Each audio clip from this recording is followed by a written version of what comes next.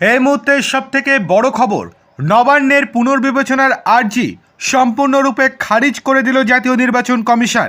বড় সড়ো অস্বস্তিতে পড়ে গেল মমতা বন্দ্যোপাধ্যায় এবং তার দল। কি হয়েছে চলুন বিস্তারিত দেখে নেওয়া যাক। তার আগে আপনাদেরকে অনুরোধ, ভিডিওটি ভালো লেগে থাকলে লাইক, কমেন্ট, শেয়ার এবং সাবস্ক্রাইব করতে একদম ভুলবেন না। চলে আসি মূল খবরে। বিধানসভা নির্বাচনের মাত্র কয়েক মাস আগেই বিশেষ নির্দেশ দিয়েছিল নির্বাচন কমিশন। রাজ্যের স্বরাষ্ট্র সচিব জগদীশ প্রসাদ মিনাকে ভিন রাজ্যের অবজারভার হিসেবে ট্রেনিং দেওয়ার নির্দেশ দিয়েছিল কমিশন।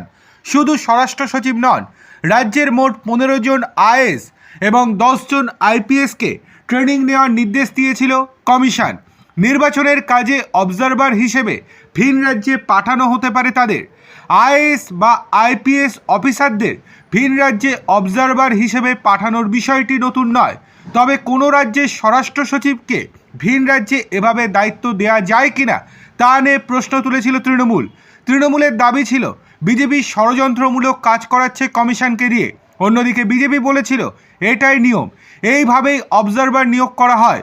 শুধুমাত্র রাজ্যের স্বরাষ্ট্র সচিব নয়, তালিকায় রয়েছে আরও একাধিক সিনিয়র অফিসারদের নাম রয়েছে হাওড়া সিপি প্রবীণ ত্রিপাঠী, উলগানাথন, সঞ্জয় বানসাল, শুভাঞ্জন দাসের নাম।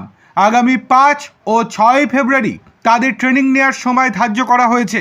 গতকালই নবান্নে এই চিঠি পাঠিয়ে কড়া নির্দেশ দিয়েছিল জাতীয় নির্বাচন কমিশন। তারপরেই নবান্নের তরফ থেকে পুনর্বিবেচনার আর্জি জানানো হয় কমিশনের কাছে, কিন্তু কমিশন সেই আর্জি পত্রপাঠ খারিজ করে দিয়েছে।